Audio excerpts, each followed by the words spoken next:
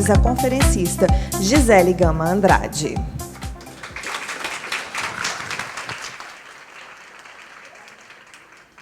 Obrigada, bom dia.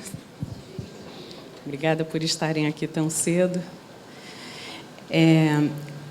Bom, eu vou conversando com vocês e vou contando aí um pouco da minha história, que, na verdade, se embola na história da avaliação em larga escala no Brasil. No fim de 2000, no início do século XXI, fim do século XX, o Brasil participou de uma reunião internacional em Jomtien. E, nessa reunião, discutiu-se o que a gente poderia definir internacionalmente como qualidade. Você podia ir passando para mim, por favor? Eu vou ter que pedir para ele passar, porque está em flash, então não posso automaticamente passando. Tem que dar o Enter. Isso. Pode ir indo.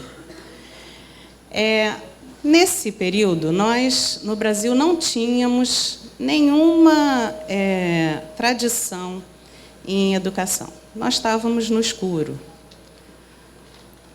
E aí, nós fomos nessa reunião internacional. E chegamos lá e começou-se a definir, começou-se a pensar no que a gente poderia entender mensuralmente como qualidade. Quando eu pergunto para vocês, defina qualidade em educação. Alguém tem coragem de me responder? O que é qualidade em educação? Se você não sabe o que é qualidade em educação, como é que você pode alcançar essa meta? Porque, para a gente alcançar uma meta, a gente precisa definir a meta. Então, no Brasil, nós estávamos pensando... Todo mundo fala em qualidade o tempo todo. Não, temos que alcançar a qualidade, atingir a qualidade e tal. Mas, na verdade, ninguém se preocupou em saber o que está perseguindo. Para cada educador, qualidade era uma coisa diferente. E aí, quando nós chegamos em Jomtien, nessa reunião, que tinha a participação da Unesco, muito obrigada, tinha a participação dos países de primeiro mundo, países de terceiro mundo, todo mundo estava lá, a gente precisou sentar e definir qualidade. E aí, a partir dessa definição de qualidade, foi feita uma declaração de educação para todos. Essa declaração de educação para todos, que tinha como meta inicial o ano de 2016, e depois passou para 2022, alcançar essa meta, nessa declaração foi definido o que é qualidade em educação. E, a partir daí, nós também definimos o que é mensurável em termos de qualidade. Nem tudo o que se define por qualidade é mensurável. E nós começamos a definir o que era mensurável em qualidade. E, a partir daí, o Brasil também passou por mega transformações, porque ele precisou se ajustar internacionalmente e ser mensurado e ser avaliado naquilo que pode ser avaliado, naquilo que a gente define por qualidade. E, lamentavelmente, no PISA, que é a avaliação internacional, a gente ainda está nos últimos lugares. A gente tem uma avaliação nacional que a gente persegue, todo mundo busca ter resultados no Enem, vou falar um pouco sobre isso, mas, em termos de qualidade internacional, a gente tem que encarar que nós não estamos lá. Estamos muito longe daquilo que se define por qualidade em educação, né? E isso é avaliação institucional. A gente precisa aceitar determinadas coisas, mas a gente precisa se rebelar contra outras. E eu também vou falar um pouco sobre isso hoje. Pode passar, por favor. O que a gente tinha no Brasil era uma avaliação que tinha uma cultura, e eu acho que ainda tem, eu vejo muito isso nas universidades, principalmente nas públicas, existe muito uma cultura de punição. Ainda existe no Brasil uma cultura de quanto mais eu reprovar, mais exigente eu sou. É mais ou menos dizer que quanto mais o médico matar, melhor ele é. É isso. Porque é inadmissível que um bom professor aceite que um estudante seja reprovado. É inadmissível que um bom professor aceite uma nota baixa de seu aluno. É um atestado de incompetência. Eu não consegui ensinar. Isso é avaliação institucional. Quando você avalia... O que é a avaliação institucional? É o feedback, é o retorno. A avaliação educacional, bom, eu ofereço o serviço, que é a educação. A avaliação institucional é como isso é visto por quem está sendo educado. Como ele me enxerga? Como os meus pares me enxergam? Como todos me enxergam? E a prova, o resultado do estudante é esse retorno institucional.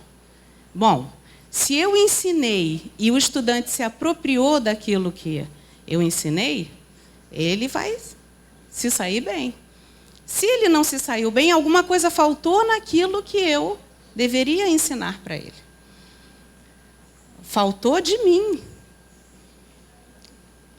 Então, no Brasil, nós tínhamos uma cultura que vem com a ditadura militar, de sociedade de controle, de educação de controle, que ainda é muro invisível em educação. Nós temos muros invisíveis a serem combatidos, e esses são os piores, porque são invisíveis. Como combater um inimigo invisível, né? Como combater aquilo que não se enxerga? Nós naturalizamos determinadas coisas em educação e até somos cobrados por isso, enquanto instituições, pelos pais, né, principalmente em escolas privadas, né, eles tiram o estudante de uma instituição e põem em outra porque tem melhor resultado, tem mais dever de casa, o menino... Quando, na verdade, quando você fala em cultura de educação inclusiva, educação para todos, aquilo que a gente assinou em Jomtien, que é uma educação que preza a autonomia do sujeito, a autoestima, a interação com o outro, enxergar-se no outro, transformar o mundo. Quando você fala nisso, isso é completamente contraditório com ranking de resultado de estudantes. Uma escola de verdade é aquela que recebe um aluno, às vezes, de cabeça baixa, mas faz ele sair da escola de cabeça erguida. Essa é a boa escola. A boa escola é aquela que faz todo sujeito acreditar em si mesmo, que ele tem autonomia para lidar com as coisas do mundo da forma como ele é. Porque é de diferenças que nos fazemos. Uma sociedade se constrói com diferenças. Essas diferenças precisam ser respeitadas. Então, quando você sai de uma cultura punitiva, como a gente vinha tendo, do resultado, melhor nota e tal, e passa para uma cultura, como se preza internacionalmente, de autonomia, de busca pelo seu desenvolvimento de habilidades, pelo respeito ao desenvolvimento de habilidades, uma busca que passa por conceitos de letramento, e eu vou falar sobre isso, que são conceitos que se embasam na autonomia para entender ideias, buscar ideias e criticar aquilo que está posto. quando você constrói esse sujeito crítico, que é uma coisa diferente do que a gente vinha fazendo até então, e que muitas vezes continua fazendo em muitas instituições, que é conteúdo, conteúdo, conteúdo, conteúdo, conteúdo, e o estudante aprende, aprende, decora, decora, decora, e depois esquece. Por quê? Porque o hard disk da gente é finito. Se você não apagar determinadas coisas que você aprendeu, de conteúdo, e decorou, você vai pirar num determinado momento, vai ter que ser internado no manicômio psiquiátrico. Porque a gente precisa ter espaço para outras coisas da vida, experiências. E o que faz a gente guardar coisas na memória é a interação, é a participação, o envolvimento, o sentimento sobre aquilo. O experimentar. E isso a escola faz pouco. A escola não tem tempo para sair com estudantes na rua. Diferente do que a gente vê na Europa. Na Europa, todo mundo... A escola está na rua. Aqui a gente não tem tempo. Fazer um passeio é uma coisa como se fosse extraescolar. É fora. Quando deveria ser rotina das escolas. É sair, é na rua que a gente aprende a viver. É experimentando no computador. E tem uma escola que não pode usar o computador. Não pode usar. E quando usa com conteúdos fixos, controlados. E, na verdade, na Finlândia, primeiro lugar nos resultados de avaliação. O que a Finlândia tem? Por que a Finlândia está adquirindo os melhores resultados? Primeiro, porque ela tem menos tempo na escola, dentro da sala. Ela tem tempo na escola, mas é o tempo de brincar. A criança, quando é criança, ela tem o tempo de brincar. E quando ela é mais velha, ela tem o tempo de autonomia. Na Finlândia, eu fui lá algumas vezes, o estudante, primeiro o professor dá uma palestra sobre o assunto, e aí ele faz 3 perguntas para o estudante. E ele dá um tempo, que pode ser 1 mês, pode ser 2 meses, pode ser 15 dias, para o estudante elaborar o assunto sobre aquelas 3 perguntas que foram dadas para ele. E aí o professor vira mero coadjuvante. O estudante senta com outros estudantes, ele fica sozinho no computador, ele vai para a biblioteca e ele tem o tempo de elaborar aquele assunto. Ele constrói o assunto. E depois todos trazem aquela pesquisa para a sala e todos compartilham aquele conhecimento. Então, a educação se faz na construção autônoma do conhecimento, que é o mundo real. O mundo real é assim. Quando a gente quer alguma coisa, a gente vai lá para o santo Google, né, e busca informação. E a gente seleciona essa informação. O que a gente precisa ensinar ao estudante é selecionar a informação. Eu posso confiar nesse dado? Esse é um dado honesto? Ele está me conduzindo? Né? Ele está me ludibriando? Isso é fato? Tenho como checar essa informação antes de concordar com ela? Essa é uma escola, quando a gente começa a construir isso, e testar isso, né? O teste ele passa a ser um teste voltado para a leitura autônoma, para a construção do conhecimento. Então, você sai de uma cultura punitiva de quanto você não aprendeu do não, caneta vermelha, nota, vamos somar ponto. É tão isso no Brasil que, historicamente, a gente tem uma desistência em setembro de estudantes. Eles já sabem que perderam na regra do jogo, né? Eles somam os pontos e veem, não dá mais para mim. Em setembro. Como assim? Que cultura é essa nossa que o estudante já perdeu em setembro?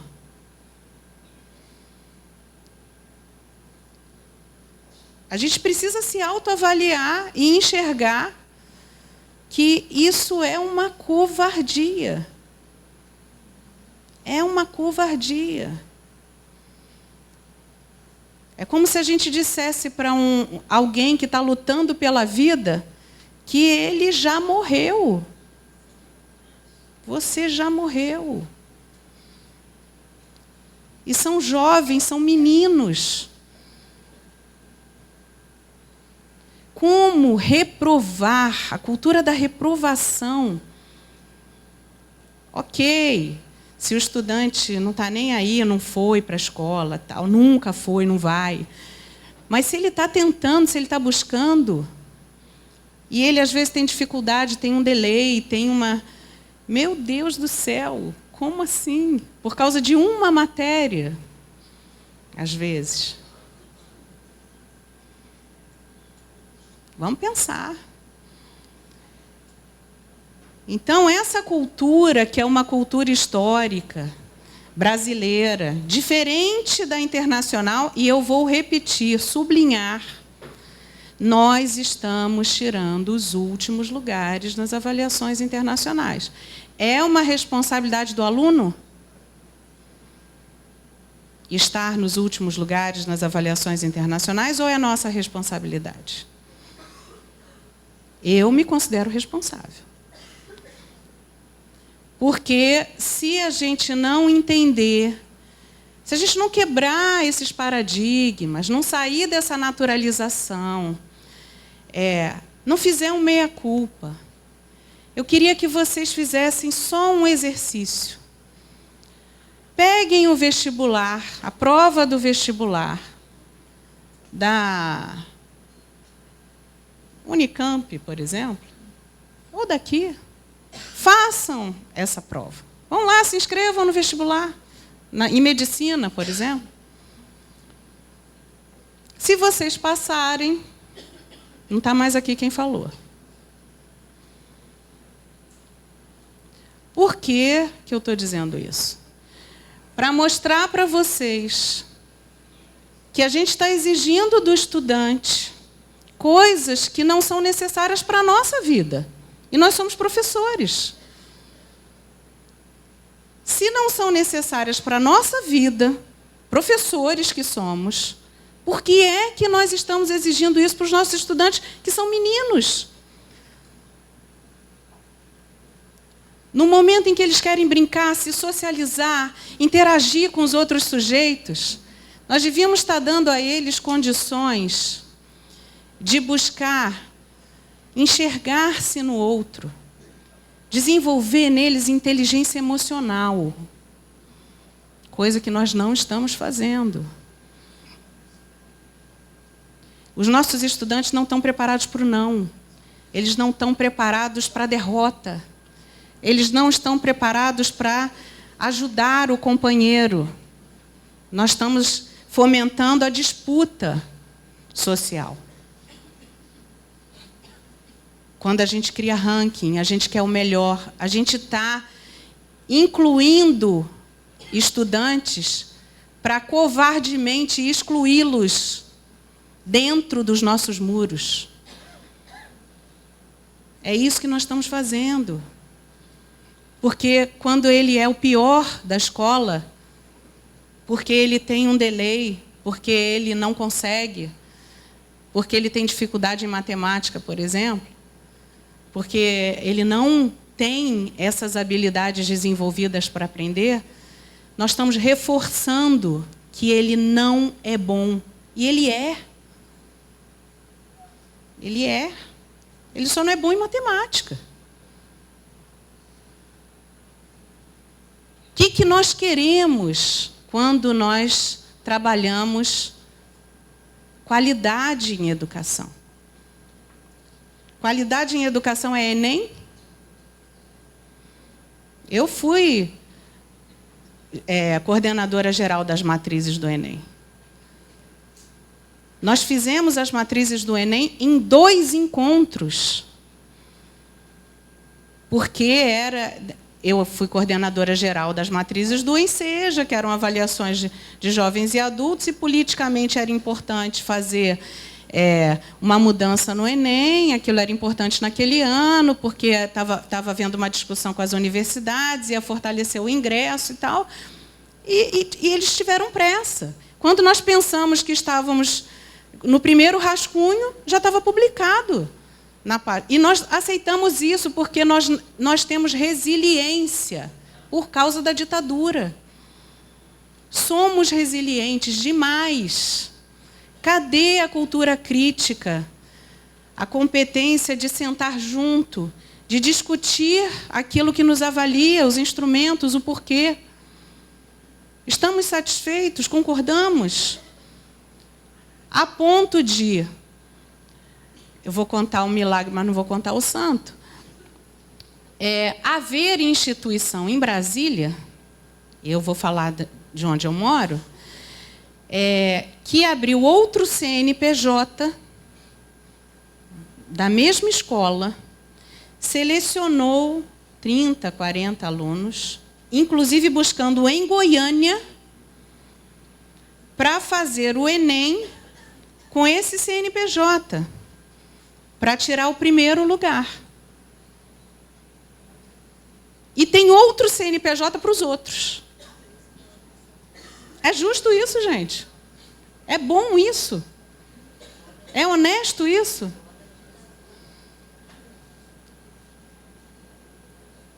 Então, quando a gente aceita que o Enem rege, que o vestibular rege, eu às vezes falo disso e as pessoas dizem, não, mas os pais exigem isso. Gente, a revolução vai se dar na educação básica. A gente que precisa transformar isso. E tem um documento internacional dizendo, vamos fazer. Temos que fazer, nós assinamos esse documento. Mas enquanto a gente não se enxergar como grupo, se a gente se juntasse aqui, esse grupo aqui, não dava para fazer a diferença? Mas aí cada um vai para a sua casa e vai dar aula. Está muito ocupado. Quando chega no ensino médio, o trabalho em grupo não pode ser nem dentro da sala. Porque não dá tempo. A gente tem que mandar o menino fazer fora da hora da aula. Aí o menino faz trabalho fora da hora da aula, a gente tem segurança do que está acontecendo ali? A gente está preparando esse menino para o mundo do trabalho? Não está, porque um vai fazer, os outros vão ficar na aba. Isso é preparar para o mundo do trabalho, interagir, cada um fazer a sua parte, e aí vamos ver como é que essas engrenagens estão funcionando, como é que é esse trabalho em grupo. Estão fazendo isso? Gente, isso tudo é avaliação educacional.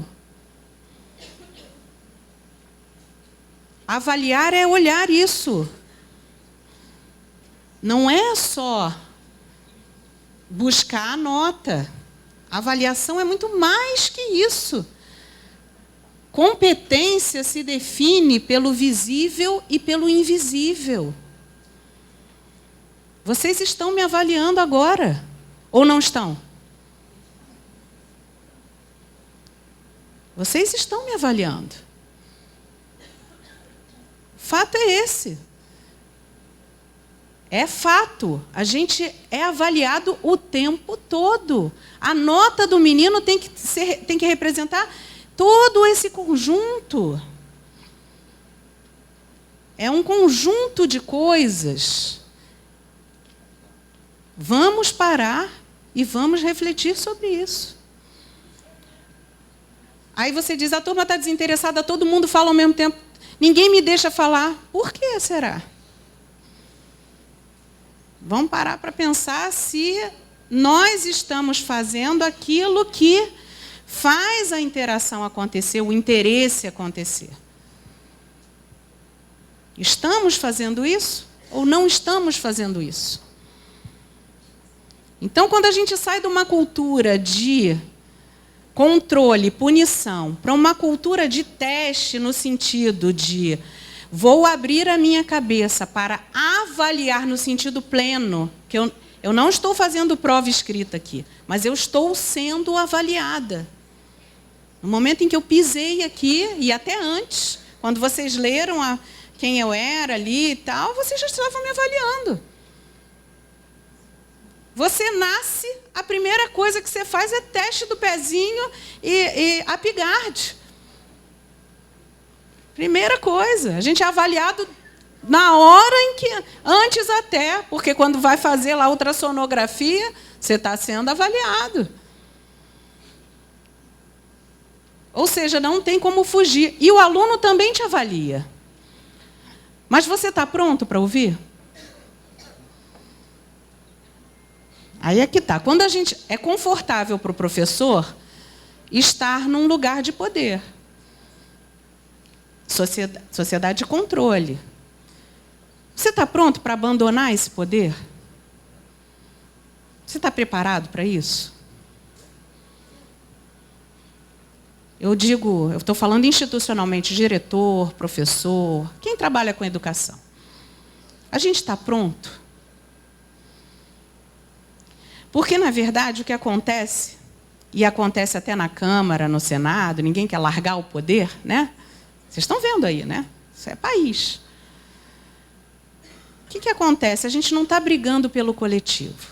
A gente tem brigado pelo poder. Quando a gente briga pelo poder, e na escola a gente detém o poder, quando a gente está pronto para abdicar o poder para trabalhar pelo coletivo, que é mais ou menos o que se faz no Japão, né, assim, primeiro o coletivo, depois o individual, você tem um ganho muito grande em termos de construção do objetivo. Mas, para isso, você tem que trabalhar um esvaziamento do ego. E, na verdade, isso é um trabalho difícil. Porque nós fomos criados para alcançar o poder. É aquela coisa, eu estava subjugado enquanto estudante, na ditadura militar, né, antes dela até. Eu estava subjugado. Bom, uma hora eu me vingo. Eu vou alcançar esse poder.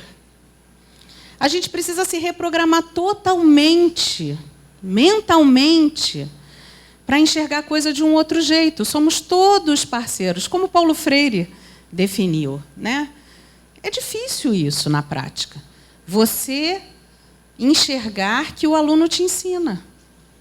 Para isso você precisa dar voz a ele. Para isso você precisa aceitar a crítica. Para isso você precisa trabalhar em parceria. Né? Então, a minha filha ontem estava me dizendo, nós viajamos juntas e tal. Eu faço um trabalho hoje muito mais voltado para a literatura infantil. Eu tenho um trabalho voltado para a inteligência emocional dos sujeitos, que é a série Sara e Sua Turma. E ontem nós fomos na Fátima Bernardes conversar sobre esses livros, e o desenho animado está surgindo e tal. Inclusive, o Cinep é um patrocinador do teaser, a FENEP. E é um trabalho que tem muita repercussão no mundo, a série Sara e Sua Turma. E eu viajei com a Sara para o Rio, a Fátima Bernardes queria me entrevistar, queria entrevistar ela e tal, nós fomos. E ela estava nessa conversa, né, nessa viagem, ela falando sobre escola o tempo todo. E ela porque a escola é o mundo da criança, é a coisa mais importante na vida de um jovem. Então, ela fala da escola, dos colegas, o tempo todo. E, nessa conversa, ela me disse ontem assim, eu tenho um professor super legal, gosto muito dele e tal, não sei o quê, mas todo mundo tem medo dele. A gente dá bom dia para ele, ele não responde. Eu não falei nada, lógico, porque eu não quero enfraquecer esse lugar do professor, né, na vida dela. E ela disse que ele era super legal, então está tudo bem. Mas, como assim? Como assim não responder um bom dia? Quer dizer, como é que você constrói educação se você não é exemplo? Exemplo, gente. Não é? É para ser mal. Então, ele não responde. Né? É aquela coisa carrancuda, nem responde o aluno, como se o aluno não estivesse ali. E isso ainda é prática, ainda é comum.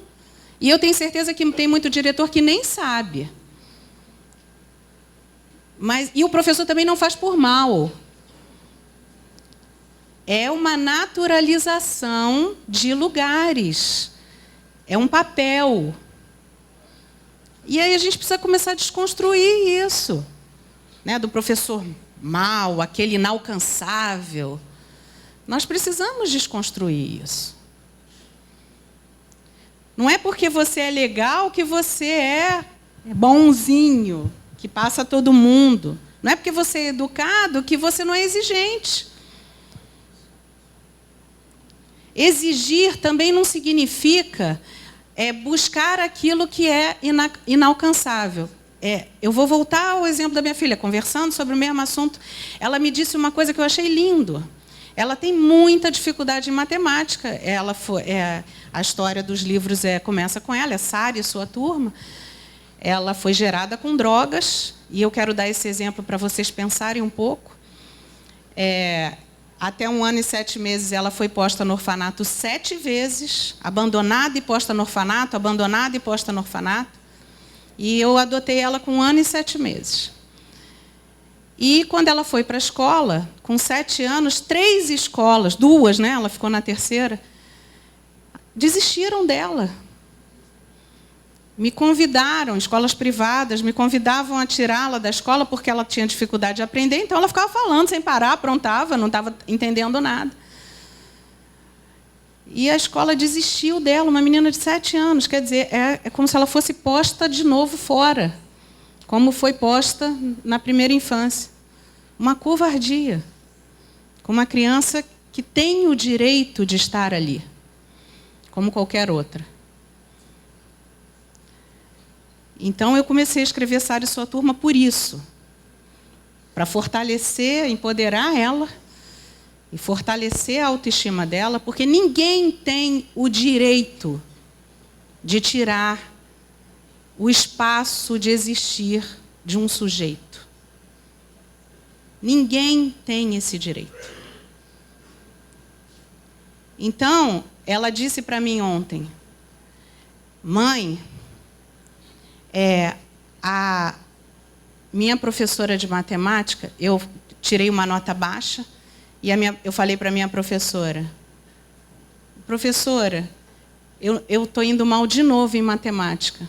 Aí ela disse, que isso, Sara? Você está muito melhor do que quando você começou o ano.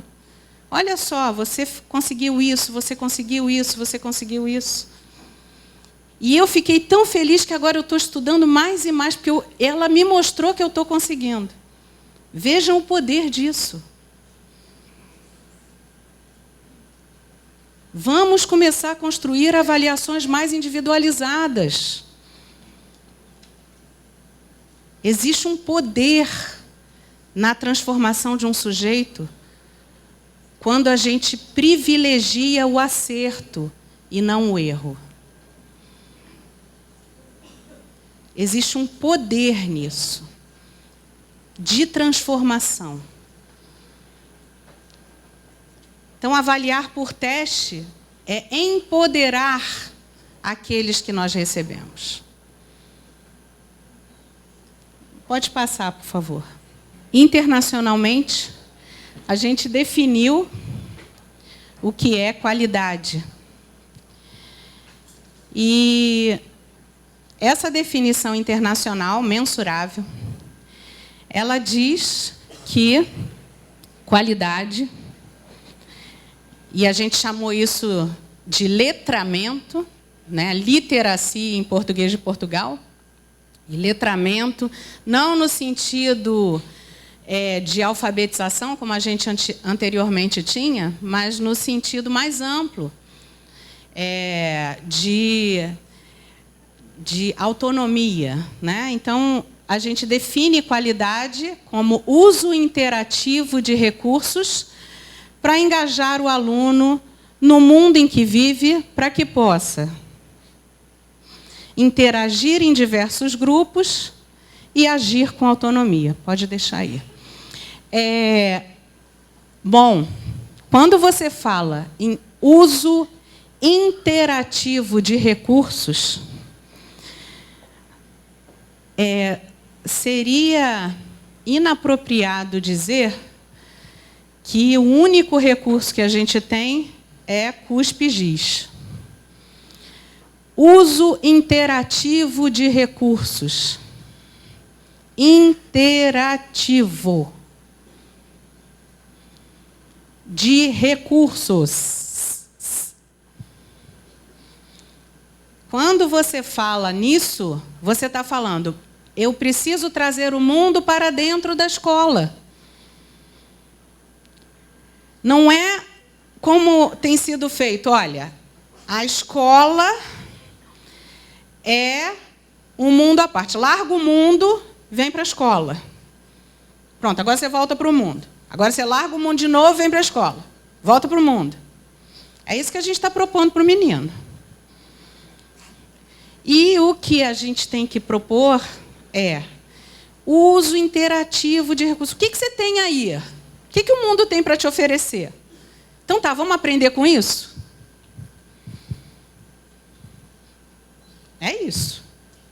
O que está no mundo? O que é interessante para você? O que o PISA pede na avaliação dele? PISA pede isso. PISA pergunta assim, por exemplo, vem cá, você sabe para que a gente usa a tomada na geladeira se ela é a gás? Você sabe me explicar isso?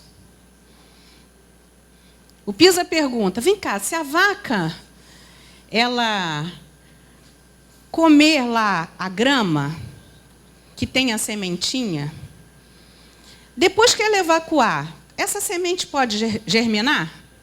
Ele precisa pensar sobre conteúdos que ele está aprendendo e desenvolvendo para responder essas perguntas. Mas são essas perguntas que são feitas no PISA. Não são perguntas assim de conteúdo matemático, nem científico, nem nada que não tenha uma aplicação. Quando você fala em contexto, as provas do Enem são contextualizadas. Eu fui coordenadora pedagógica há muitos anos dessas avaliações, inclusive da Prova Brasil e Enem também, até 2009, todas as provas eram finalizadas por mim e tal. Eu costumava dizer o seguinte, gente, é contexto, não é pretexto, não. Vinham questões de matemática assim. Fulano chegou no estacionamento e ele se deparou com 25 carros e 12 motos. Quantos pneus havia no total? Desconsidere os steps. Quem, em sã consciência, vai contar pneu em estacionamento? Vamos lá. Não existe. Isso não é contexto, isso é pretexto. É pretexto para ficar no conteúdo puro. Vamos contextualizar. Não é pretextualizar a educação. O que a gente precisa é saber coisas que sejam úteis para a nossa vida, de verdade. Agora e lá na frente.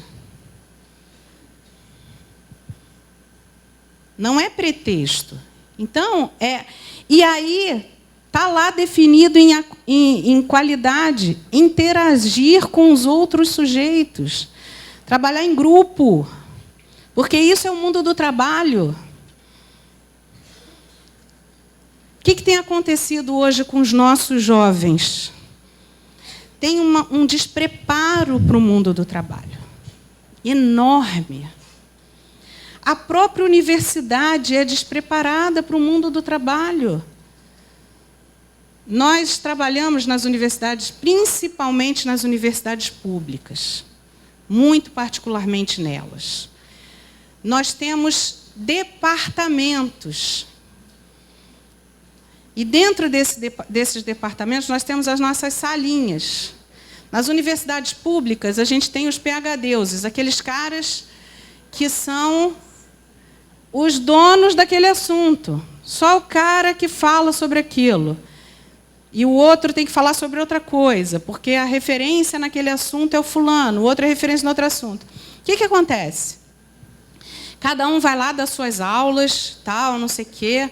Tem reunião de colegiado, a reunião de colegiado é meramente burocrática. Ninguém senta para discutir, né, a formação do estudante. E aí, quando aconteceu comigo, eu pedi demissão da Universidade Pública Brasileira, porque eu tenho uma responsabilidade com as minhas crenças. E eu era professora da Universidade de Brasília, e eu fui a paraninfa da turma, e eu fui apresentada a colegas meus que formaram meus alunos, junto comigo, no dia da formatura. Fui apresentada. Porque eu formava licenciatura em letras, e os meus estudantes estudavam lá na educação, que era em outra faculdade. Eles estudavam literatura em outra faculdade. E estudavam as disciplinas de letras mesmo, né, clássicas e modernas, né, a gramática efetiva, no meu departamento. Como que eu posso dizer que eu ajudei a formar um professor nessas condições? Se eu nunca nós enxergamos esse sujeito como nós enxergamos ele como se fosse uma cômoda cheia de gavetas, e cada um bota um pedacinho de conteúdo nessas gavetas, e ele que se vire. E é isso que a gente está fazendo na escola. Professor de matemática, aí entra um, sai outro, cada um preocupado com o seu conteúdo, dá um monte de dever, o menino que se vire.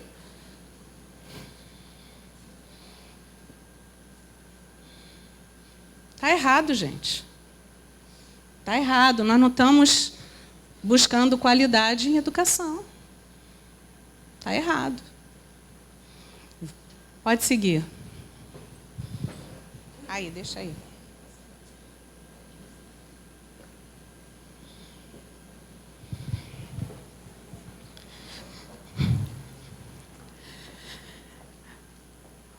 O conceito de letramento, aquele que define qualidade, é um conceito internacionalmente aceito, e ele diz o seguinte: letramento é o acesso, o gerenciamento, a integração, a interatividade e a avaliação do conhecimento.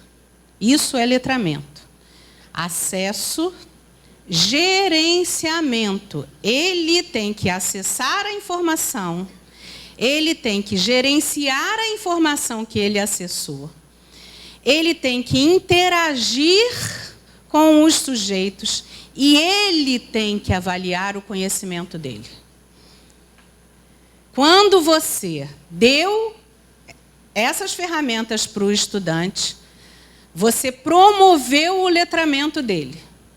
Ou seja, ele está pronto em educação básica, formado para o mundo. Educação básica. Eu dei o básico para ele continuar o caminho dele.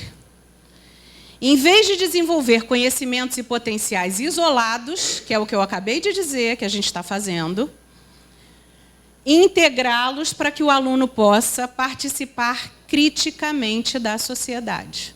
O mais importante é desenvolver potenciais que façam o nosso estudante ser crítico. Crítico é construtivo. Criticar não é apontar o erro só. Criticar é verificar se está bom, se está ruim. É avaliar. Avaliar, eu investigo. Isso é crítica. Todos vocês aqui são críticos agora. Vocês estão criticando a palestra. Criticar é isso. Observar, enxergar, avaliar e chegar a conclusões particulares sobre aquilo que está acontecendo. Então, nós precisamos construir criticidade. nos sujeitos que estão na escola. É muito mais importante do que o conteúdo específico.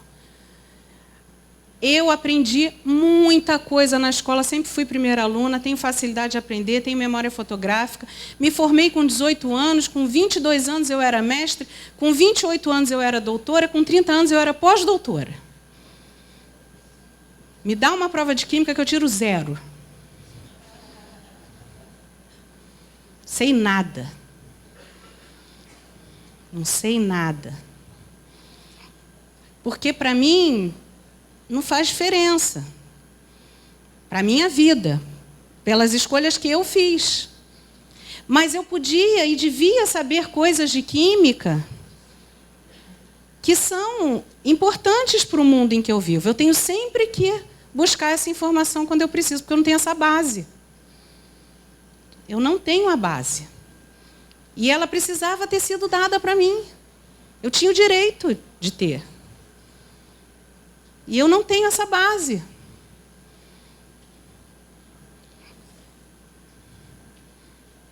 Então, é isso que eu queria que vocês pensassem sobre. É muito mais importante a gente trabalhar coisas que fiquem na nossa memória, guardadas para sempre, construídas com muito afinco, a fundo, do que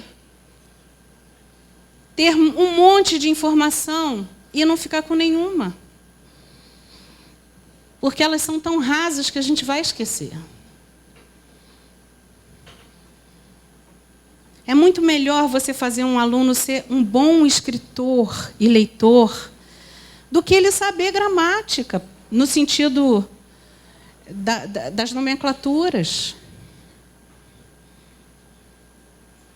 O que adianta ele saber tudo de gramática se ele não sabe escrever, não sabe se comunicar oralmente? A gente está dando espaço para ele falar, construir o pensamento dele oralmente, dominar oratória. Tem esse espaço na escola? E é tão importante a oratória. Nós estamos fornecendo isso para os nossos sujeitos?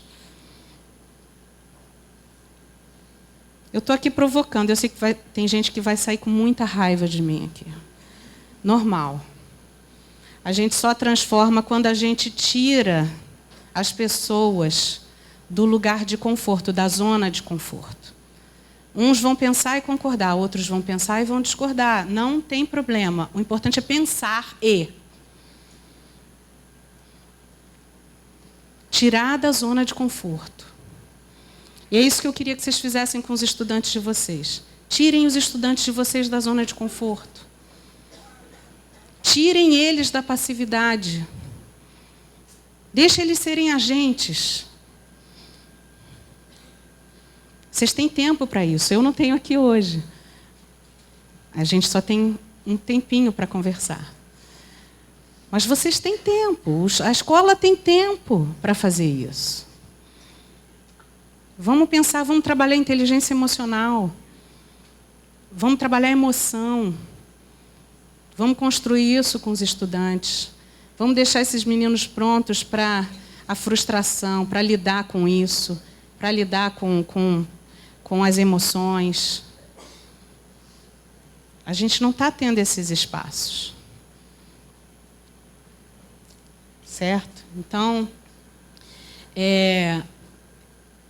eu não vou me estender demais, eu teria tantas coisas para dizer para vocês, mas eu quero dizer que eu prometi que falaria 1 hora, 1 hora e pouco. Vou fazer isso, eu vou começar a finalizar aqui a minha fala. Quero dizer que uma coisa é a avaliação em larga escala. A avaliação em larga escala, como o Enem, é em larga escala. O que você vai fazer na avaliação em larga escala? Na avaliação em larga escala, você vai olhar aquilo que é básico e comum para todo mundo, o Brasil inteiro, um monte de coisa acontecendo, você vai lá e faz uma foto básica. Isso se chama Enem. O Enem, até 2009, ele era uma fotografia muito mais autônoma, mais buscando isso que a gente acabou de falar. A finalidade do Enem até 2009, né, era uma finalidade, tinha problema na matriz TEMP. É em construção, estamos lá, estamos trabalhando.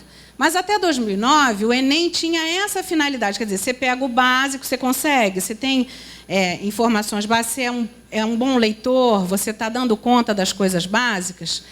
E aí a escola fazia a sua própria avaliação, a instituição, dentro daquilo que ela está buscando em termos de formação específica. Essa era a ideia do Enem, primeira. Inclusive para o mundo do trabalho. Era uma coisa mais autônoma. Eu levo esse resultado que eu tirei, e aí cada instituição vai buscar seus critérios para fazer suas análises aí no mundo do trabalho e também no ingresso da universidade. O Enem de hoje ele mudou de configuração, ele virou ranking. A gente tinha a teoria da resposta ao item, e ele diz que continua tendo, mas eu até já escrevi sobre isso, quem quiser, já publiquei. Na teoria da resposta ao item, lá não existe. Primeiro que para a teoria da resposta ao item, você tem que pré-testar. Se você pré-testa dentro do universo, tem que ser dentro do universo. Você não pode fazer no universo à parte. Se é dentro do universo, e você pega umas questões e antecipa, já não está equânime, porque alguns dentro do universo vão ver essas questões antes. Então, não é justo. Não pode ser teoria da resposta ao item. Não pode ser teoria da resposta ao item, porque toda a prova do Enem é disponibilizada depois. E existe uma coisa que é prerrogativa na teoria da resposta ao item, que é o item âncora. Para eu comparar um resultado com outro resultado, eu tenho que ter itens que são repetidos em várias provas. Outra coisa que o Enem, que não dá para a gente dizer que é teoria da resposta ao item, embora o MEC diga, mas não dá. Eu sou pós-doutora em avaliação. O MEC diz que é teoria da resposta ao item, mas a escala é construída ano a ano. Como assim? Uma escala é uma escala. Ela é construída dentro de um conjunto que é pré-testado, que fica lá na base de dados e tem itens âncoras. O âncora ancora a escala. Não é teoria da resposta ao item. E a finalidade não é de teoria da resposta ao item. Qual a finalidade da teoria da resposta ao item? Investigar um conjunto, o todo. Essa é a finalidade da teoria da resposta ao item. Por exemplo, a gente faz uma avaliação para saber como vão os estudantes na sua escola. Eu vejo o conjunto. Mas se eu estou avaliando um a um, é teoria clássica. Por quê? Porque a finalidade é ranquear. Primeiro, segundo, terceiro, quarto, quinto. Quando a finalidade do Enem virou ranking, é para entrar na universidade, eu estou disputando com fulano, o meu resultado vai me botar... Acabou. Teoria clássica. Então, a gente aceitar que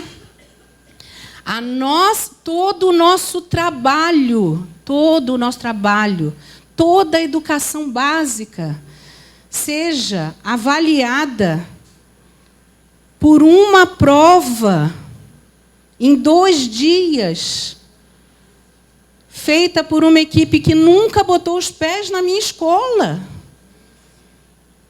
Não sabe o que eu estou fazendo lá, que me avalia pela exclusão e não pela inclusão. Eu quero o aluno que abrace a minha filha. Eu quero a escola que abrace a minha filha, o colega que abrace a minha filha, o professor que abrace a minha filha, que não vai se sair bem no Enem. Mas ela tem o direito de educação. Qualquer sujeito tem o direito de educação. E eu quero essa escola. É onde ela está hoje. Numa escola inclusiva, que abraça todo mundo, que põe a criança para cima, o jovem para cima, que dá confiança para ela falar em público, como falou ontem, para o Brasil inteiro. É essa escola que eu quero para minha filha. Cabeça erguida, se achando bonita, achando que o que ela fala tem valor. É essa escola que eu quero, é lá que ela está. E essa escola não está alcançando os melhores resultados no Enem, porque ela tem coragem de incluir, de verdade. Coisa que outras escolas que são consideradas as melhores têm uns rankings, aí eu já escrevi sobre isso também. Ranking de melhores escolas. Como assim? Como assim? Tem escola que faz vestibulinho. Não sou contra. Está cada um com suas finalidades. Não sou contra nem a favor, muito pelo contrário. Mas o vestibulinho vai excluir minha filha. E muitos filhos de muitas mães e muitos pais. E todo mundo tem o direito de ter escola. E, internacionalmente falando, o que a gente busca é espaço para todo mundo. Se a sua escola optou pelo resultado no Enem, eu respeito isso. Tem um mercado, e tem um mercado que busca isso. Tem que haver essas escolas? Sim, tem que ter. Se a sua é assim, muito bem. Eu não tenho nada contra. Eu só não quero que todos vocês se esqueçam de que isso só não basta. Eu estou falando para um conjunto de pessoas, e professores, e diretores, e donos de escola. É preciso haver mais do que isso. Então, essa minha posição crítica é uma posição que está de acordo com aquilo que a gente assinou internacionalmente, o que define qualidade. E eu falo sempre, minha vida tem se dedicado a isso, desde 2009, que eu estou comprometidíssima com a questão da inteligência emocional e inclusão. Todos os livros infantis que escrevo, toda a Sara e sua turma, né? Ela é inclusão, tem o estudante surdo, tem o autista, tem a síndrome de Down, todo mundo está na turma, né? O gordinho, a menina negra, todo mundo está lá. Então, quando essa escola, que é a escola de todos, é a escola dos meus sonhos, que representa uma sociedade justa, em que todo mundo é respeitado nas suas diferenças, com suas crenças, todo mundo tem o direito de ter suas opções ideológicas, acreditar naquilo que é melhor para si, em termos de religião. Pode vir da família que venha, porque ninguém escolhe a família que nasceu, né? A gente nasce na família e a família tem que nos amar, ponto. E a gente tem que ter esse espaço na escola para ser o que a gente é, com a família que a gente tem, e ser amado por isso. Então, por essa luta, que é a minha luta, que é a luta do que eu represento em Sara e sua turma, eu falo em nome desses jovens para vocês. Ampliando a mente de vocês, quebrando os muros invisíveis que ainda nos regem. Eu espero que, quando a gente chegar em 2022, que é o ano que a gente definiu como meta de qualidade, a gente, Brasil, todos nós, professores, tenhamos alcançado de verdade essa qualidade em educação. E que o Enem fique como uma referenciazinha para aqueles que quiserem fazer o Enem. Mas que não seja o mote da vida dos educadores. Que a gente tenha um compromisso com o estudante e não com o resultado no Enem. Então, eu agradeço, vou abrir a palavra para vocês. Muito obrigada por me ouvirem.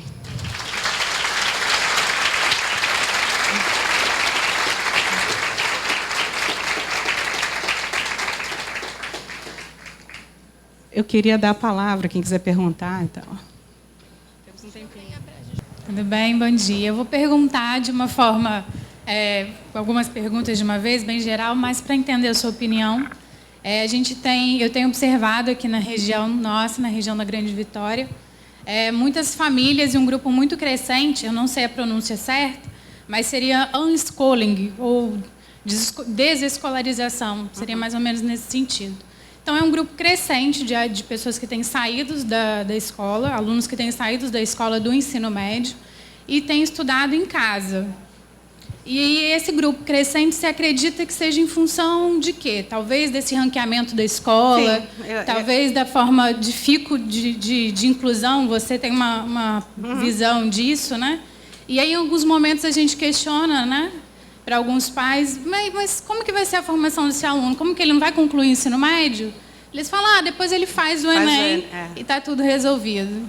E aí, como que é a sua visão nessa situação? É uma pena, né? Porque, na verdade, a grande questão, quer dizer, qualidade se define por interação, quando você exclui, né? Mas eu acho que, às vezes, é um jogar a toalha. Muitas vezes eu tive vontade de tirar a Sara da escola. Em muitas escolas, agora não. Eu achei um espaço para ela está feliz.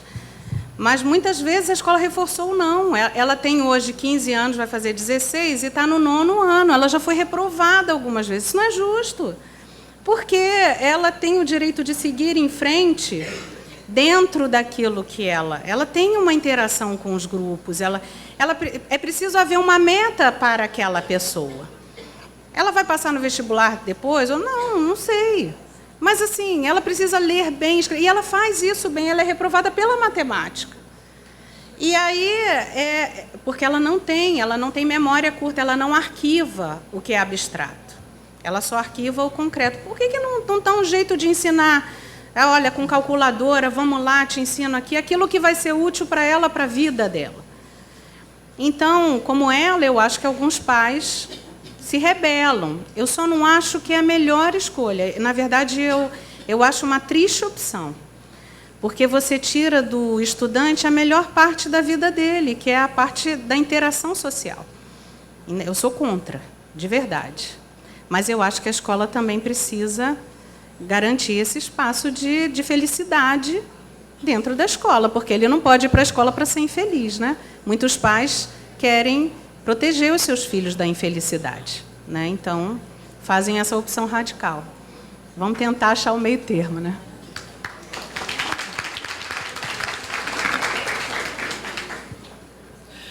Bom dia, Gisele. Bom dia. Eu ouvia você e realmente eu estava louca que houvesse essa oportunidade. Sim. Eu queria dar um testemunho aqui, tá? Desde 69, eu vim de Minas Gerais, criei uma pequena escola e ela se tornou inclusiva pelo fato de eu ser psicóloga. E eu tinha consultório e eu incluía meus pacientes, né? E muitas coisas aconteceram nesses 47 anos que eu moro aqui em Vitória. E essa é a minha bandeira.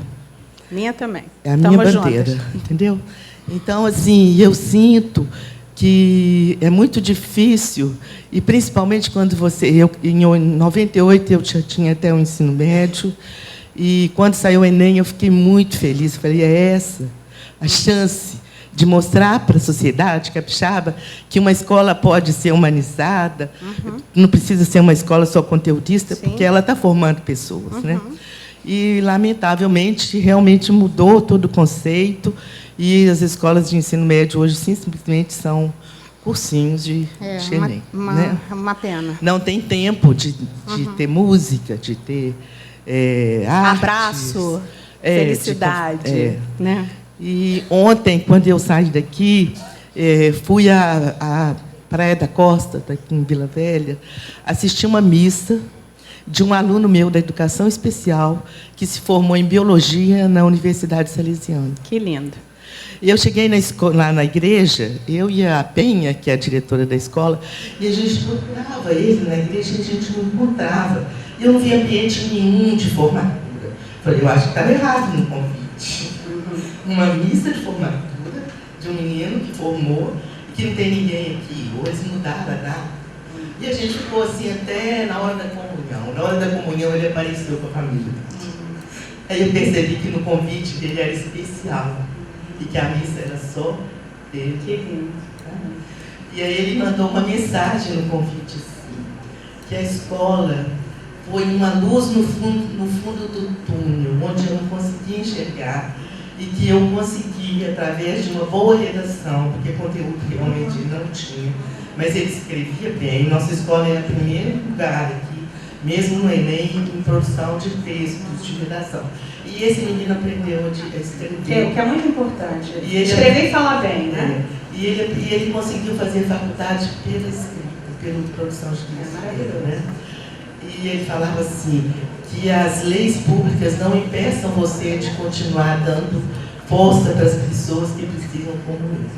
Maravilhoso, parabéns. Então, eu quero assim, dizer dessa maneira é difícil de levar à frente, mas a gente, quando acredita, não desiste. Muito obrigada pela sua presença. Muito obrigada a todos. Bom trabalho para vocês.